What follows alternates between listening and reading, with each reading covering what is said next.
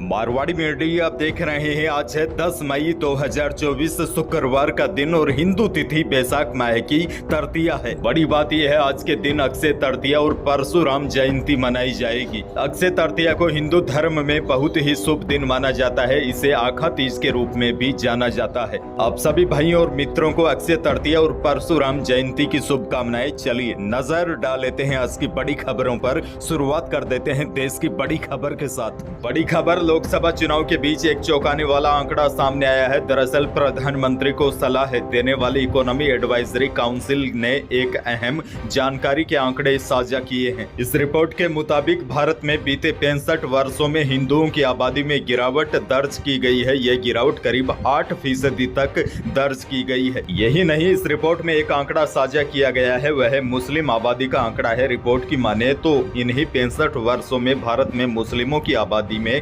43% का इजाफा देखने को मिला है। इकोनॉमिक एडवाइजरी काउंसिल ने यह रिपोर्ट 1950 से 2015 के बीच यानी देश के 65 वर्षों में जनसंख्या पर बनाई है। इसी रिपोर्ट में यह साफ किया गया है कि बीते करीब 7 दशक में भारत में बहुसंख्यकों की आबादी 7.82% घट गई है। अब लोकसभा चुनाव के बीच यह रिपोर्ट आने के बाद राजनीति भी शुरू हो गई है। भाजपा के IT सेल के प्रमुख अमित मालवीय ने कहा है कि कांग्रेस के दशकों के शासन ने हमारे साथ यही किया है, उनके भरोसे छोड़ दिया जाए तो हिंदुओं के लिए कोई भी देश नहीं बचेगा। वहीं AIMIM चीफ असदुद्दीन ओवैसी ने इसे व्हाट्सएप यूनिवर्सिटी की रिपोर्ट करार दिया है और प्रियंका गांधी ने कहा है कि हमें उन मुद्दों पर बात करनी चाहिए जो लोगों के जीवन से जुड़े हैं। भाजपा अपने हिसाब से मुद्दे बनाती है। खैर आगे बढ़ जाते हैं। मजदूर और श्रमिक भाइयों के लिए बड़ी खबर। आज हम बात करेंगे प्रधानमंत्री श्रम योगी मानधन योजना की। यह योजना विशेषकर दिहाड़ी मजदूरी करने वाले मजदूरों के लिए चलाई गई है। इसके लिए 18 वर्ष से 40 वर्ष के व्यक्तियों को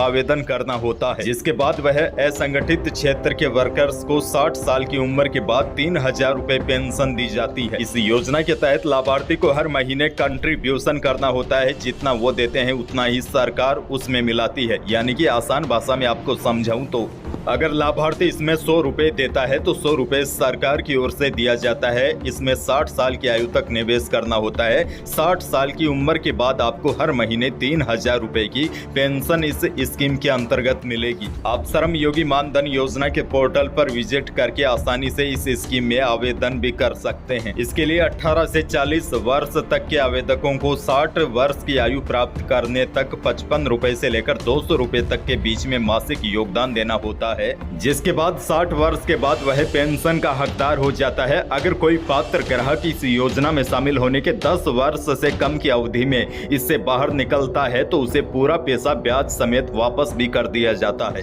यानी कि PM श्रम योगी मानधन योजना काफी अच्छी योजना है, लेकिन इसमें इंतजार लंबा करना होता है। इसी वजह से लोग इसमें आवेदन नहीं करते। आगे बढ़ते हैं। राजस्थान से बड़ी खबर। प्रदेश की 25 सीटों पर जो अभी लोकसभा चुनाव हुए थे, इसकी रिपोर्ट हाईकमान को भेजी गई है। बताया जा रहा है इन 25 सीटों में से भाजपा ने करीब 22 से 23 सीटों के बीच 1 से 5 लाख के बीच जीत का मार्जिन माना है। शेष 2 से 3 सीटों पर रोचक मुकाबला माना है। चुनाव के बाद इस प्रकार की रिपोर्ट बीजेपी ने अमित शाह के पास भेजी है। हालांकि बड़ी बात आपको बता दूं, बीजेपी ने जो इंटरनल सर्वे करवाया है उसमें 4 से 5 सीटों पर कांग्रेस को बढ़त मिलने की भी संभावना जताई गई है। लेकिन जो अमित शाह के पास रिपोर्ट भेजी है उसमें राजस्थान भाजपा ने दावा किया है कि वह 25 में से 24 सीटों पर जीत रही है। यानी कि इंटेलिजेंस रिपोर्ट और भेजी गई रिपोर्ट में अंतर है। आगे बढ़ते हैं। राजस्थान से बड़ी खबर। राजस्थान में इन दिनों हैरान कर देने वाली घटनाएं सामने आ रही है। पहले बीकानेर में जमीन धंसने का मामला सामने आया, उसके बाद बाड़मेर में जमीन फटने का मामला सामने आया और अब इन दोनों घटनाओं के बाद पिछले कुछ दिनों से झुंझुनू जिले में जमीन से बुलबुले निकल रहे हैं। जिस जगह ये बुलबुले निकल रहे हैं वहाँ न तो सीवर की लाइन है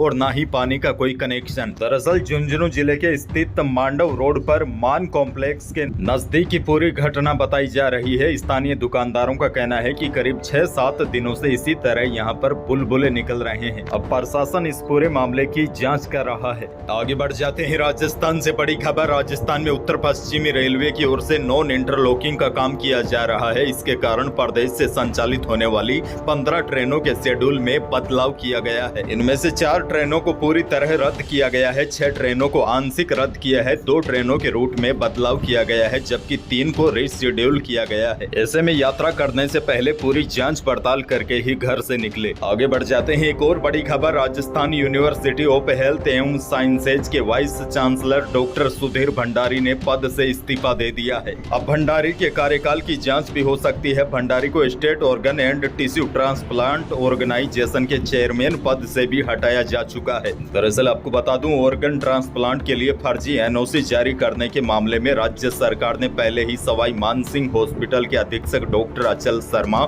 और सवाई मानसिंह मेडिकल कॉलेज के पूर्व प्रिंसिपल डॉक्टर राजीव बगरहट्टा को भी उनके पद से हटा चुकी है। सूत्रों की माने तो मामले में सरकार ने भंडारी को भी पद से हटाने की पूरी तैयारी कर ली थी। दरअसल आपको बता दूं, जयपुर के हॉस्पिटल में किडनी लिवर ट्रांसप्लांट स्कीम में बड़ा खुलासा हुआ है। अंगों की तस्करी को लेकर भी बड़ा खुलासा हुआ है, जिसके बाद कई हॉस्पिटल्स और डॉक्टर्स सवालों के घेरे में है। इस पूरे मामले की उच्च स्तरीय जांच चल रही है। आने वाले दिनों में कुछ और बड़े खुलासे हो सकते हैं। बहरहाल आगे बढ़ते हैं। किसानों के लिए बड़ी खबर, मंडियों पर एक नजर डालते हैं, क्योंकि जीरे के भाव में जबरदस्त तेजी आने की संभावना है। बताया जा रहा है मेड़ता मंडी में एक बार के लिए जीरा टॉप पर 38,000 रुपए भी पहुंच गया। हालांकि मेड़ता की मंडी में ज्यादातर जीरा 19,000 से 28,000 रुपए बिका। इसबगोल अधिकतम 15,750 रुपए पहुंच गई। वहीं मेड़ता में गंवार का भाव अधिकतम 5250 रुपए रहा। वहीं नागौर की मंडी में जीरा 19,000 से 29,000 रुपए में बिका। इसबगोल के भाव रहे अधिकतम 15,600, सौंफ बिकी